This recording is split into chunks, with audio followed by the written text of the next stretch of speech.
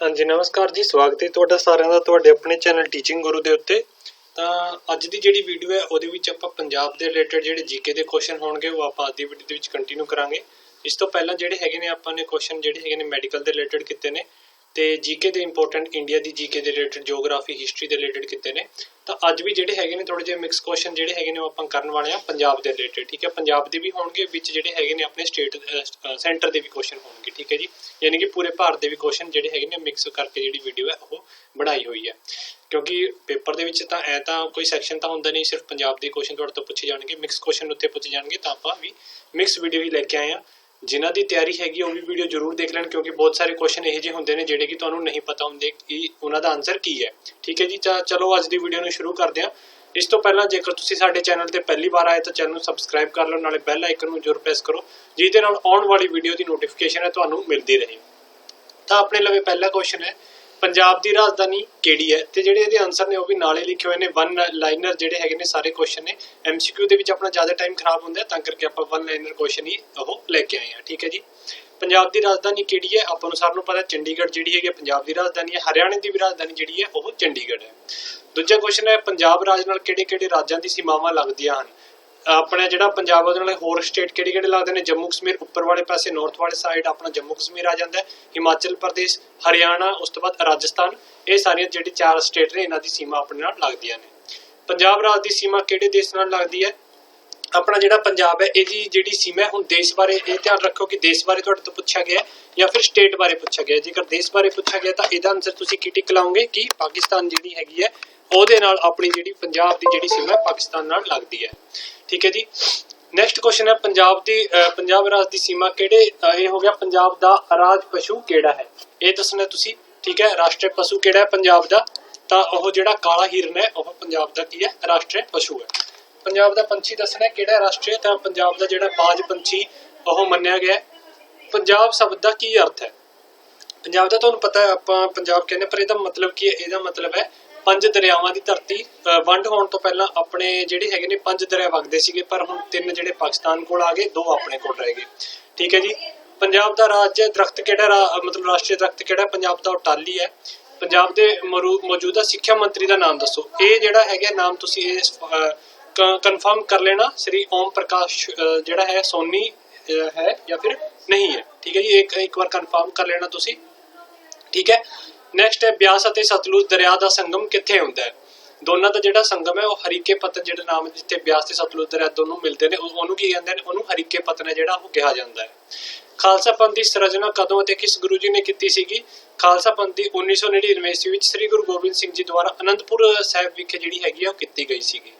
Next question ਹੈ, ਹਿੰਦੀ ਚਾਦਰ ਕਿਸ ਗੁਰੂ ਸਾਹਿਬਾਨ ਨੂੰ ਕਿਹਾ ਜਾਂਦਾ ਹੈ? ਸ੍ਰੀ ਗੁਰੂ ਤੇਗ ਬਹਾਦਰ ਜੀ ਨੇ ਉਹਨਾਂ ਨੂੰ ਹਿੰਦੀ ਚਾਦਰ ਕਿਹਾ ਜਾਂਦਾ ਹੈ। ਜਲਿਆਂਵਾਲਾ ਬਾਗ ਦੀ ਘਟਨਾ ਕਦੋਂ ਅਤੇ ਕਿੱਥੇ ਵਾਪਰੀ ਸੀਗੀ? 1919 ਜਾਂ 13 ਅਪ੍ਰੈਲ 1919 ਵਿਸਾਖੀ ਵਾਲੇ ਦਿਨ ਜਿਹੜੀ ਹੈਗੀ ਹੈ ਉਹ ਅੰਮ੍ਰਿਤਸਰ ਵਿਖੇ ਵਾਪਰੀ ਸੀਗੀ ਘਟਨਾ। ਪੰਜਾਬ ਵਿੱਚ ਰੇਲ ਦੇ ਡੱਬੇ ਜਿਹੜੇ ਬਣਾਉਣ ਦਾ ਕਾਰਖਾਨਾ ਉਹ ਕਿੱਥੇ ਸਥਿਤ ਹੈ? ਤਾਂ ਇਹ ਕਪੂਰਥਲੇ ਦੇ ਵਿੱਚ ਹੈ। ਪੰਜਾਬ ਦੇ ਜਿੱਥੇ ਰੇਲ ਡੱਬੇ ਬਣਾਏ ਜਾਂਦੇ ਹਨ। ਪੰਜਾਬ ਰਾਜ ਵਿੱਚ ਕਿੰਨੇ ਜ਼ਿਲ੍ਹੇ ਹਨ? 22 ਜ਼ਿਲ੍ਹੇ ਹਨ ਆਪਣੇ ਪੰਜਾਬ ਦੇ ਵਿੱਚ। ਹਰਿਆਣਾ ਦੇ ਵਿੱਚ ਨੇ 23 ਜ਼ਿਲ੍ਹੇ।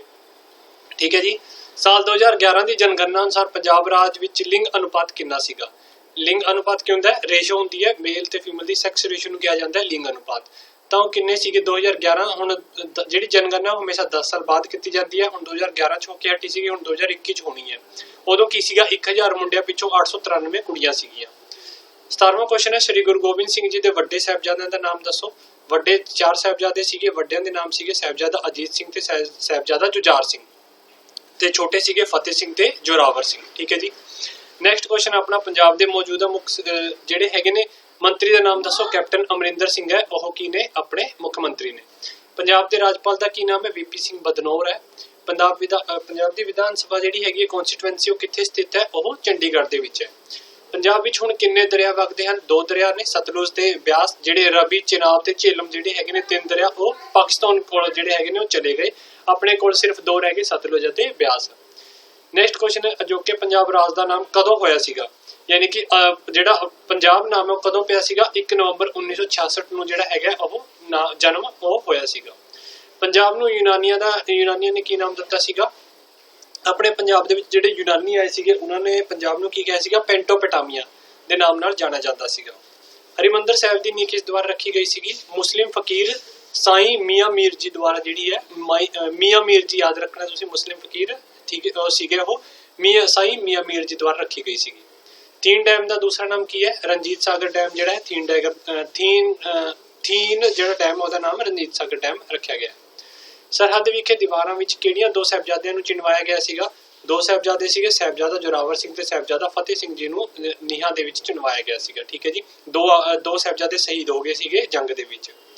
ਪੰਜਾਬ ਦੇ ਕਿਹੜੇ ਸ਼ਹਿਰ ਦੀ ਵਸੋਂ ਸਭ ਤੋਂ ਵੱਧ ਹੈ? ਲੁਧਿਆਣਾ ਜਿਹੜਾ ਹੈਗਾ ਉਹਦੇ ਵਿੱਚ ਸਭ ਤੋਂ ਜ਼ਿਆਦਾ ਜਿਹੜੀ ਵਸੋਂ ਹੈ ਉਹ ਸਭ ਤੋਂ ਜ਼ਿਆਦਾ ਯਾਨੀ ਕਿ ਪੋਪੂਲੇਟਡ ਏਰੀਆ ਹੈ ਉਹ। ਪੰਜਾਬ ਦੇ ਪਹਿਲੇ ਮੁੱਖ ਮੰਤਰੀ ਦਾ ਨਾਮ ਦੱਸੋ? ਗੋਪੀ ਚੰਦ ਭਾਰਗਵ ਹੈ ਜਿਹੜਾ ਉਹ ਪੰਜਾਬ ਦੇ ਪਹਿਲੇ ਮੁੱਖ ਮੰਤਰੀ ਸੀਗੇ। ਭਾਰਤ ਦੀ ਆਜ਼ਾਦੀ ਤੋਂ ਬਾਅਦ ਕਿਹੜਾ ਸ਼ਹਿਰ ਪੰਜਾਬ ਦੀ ਰਾਜਧਾਨੀ ਬਣਿਆ ਸੀਗਾ? ਸ਼ਿਮਲਾ। ਪਹਿਲਾਂ ਜਿਹੜੀ ਹੈਗੀ ਸ਼ਿਮਲਾ ਜਿਹੜੀ ਹੈ ਪੰਜਾਬ ਦੀ ਰਾਜਧਾਨੀ ਬਣਾਇਆ ਗਿਆ ਸੀਗਾ ਆਜ਼ਾਦੀ ਤੋਂ ਬਾਅਦ। ਵਿਰਾਸਤ-ਏ ਖਾਲਸਾ ਕਿੱਥੇ ਸਥਿਤ ਹੈ? ਇਹ ਸ੍ਰੀ ਅਨੰਦਪੁਰ ਸਾਹਿਬ ਵਿਖੇ ਸਥਿਤ ਹੈ ਵਿਰਾਸਤ-ਏ ਖਾਲਸਾ, ਜਿਹਨੂੰ 8ਵਾਂ ਅਜੂਬਾ ਵੀ ਕਿਹਾ ਜਾਂਦਾ ਹੈ।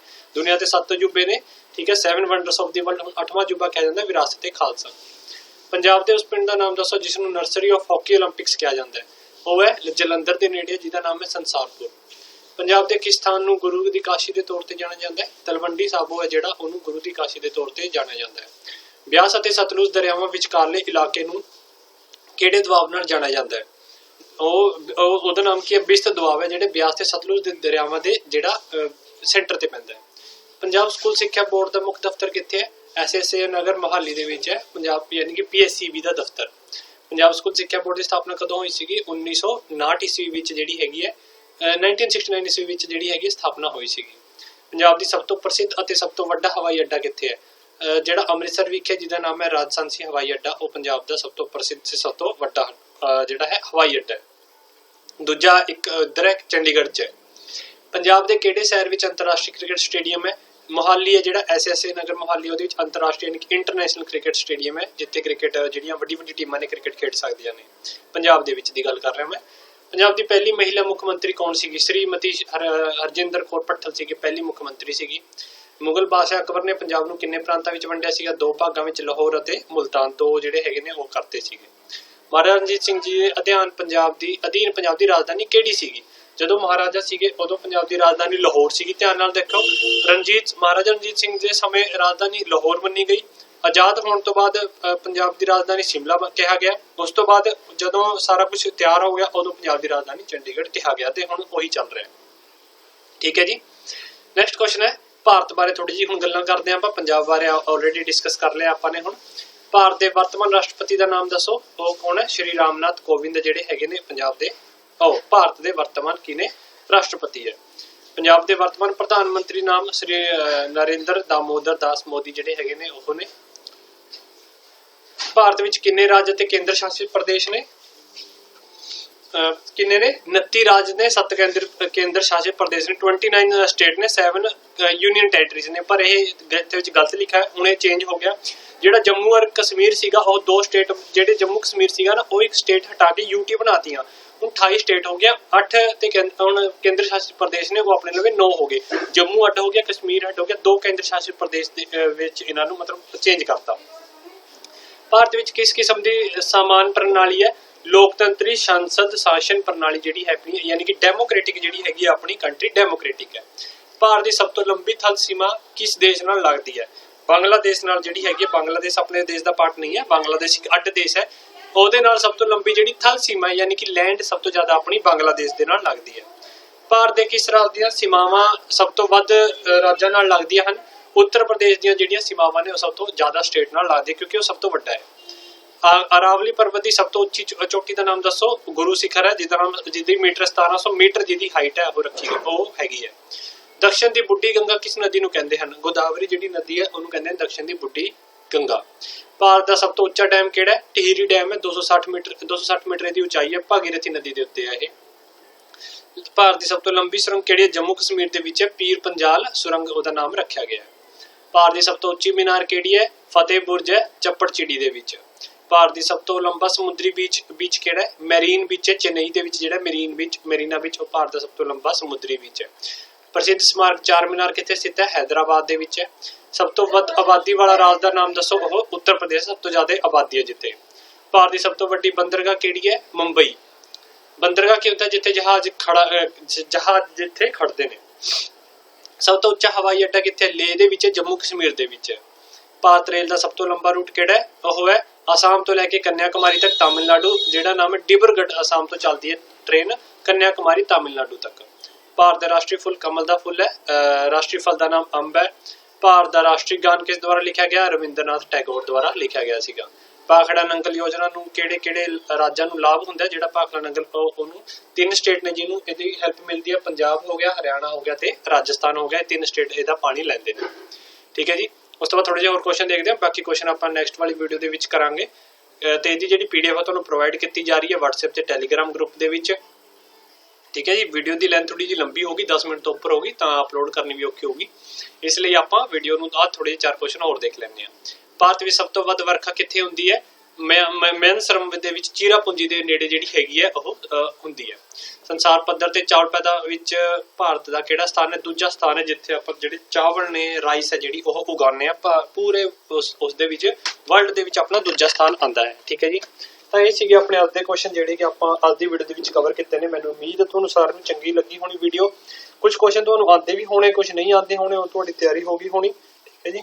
ਤਾਂ ਮਿਲਦੇ ਹਾਂ ਜੀ ਨੈਕਸਟ ਵੀਡੀਓ ਦੇ ਵਿੱਚ। ਜੇਕਰ ਤੁਸੀਂ ਪਹਿਲੀ ਵਾਰ ਆਏ ਤਾਂ ਚੈਨਲ ਨੂੰ ਸਬਸਕ੍ਰਾਈਬ ਕਰ ਲਓ, ਬੈਲ ਆਈਕਨ ਨੂੰ ਪ੍ਰੈਸ ਕਰ ਲਓ। ਕਿਸੇ ਨੇ ਕੁਝ ਪੁੱਛਣਾ ਤਾਂ ਨੀਚੇ ਕਮੈਂਟ ਕਰਕੇ ਪੁੱਛ ਸਕਦਾ ਹੈ। Thank you.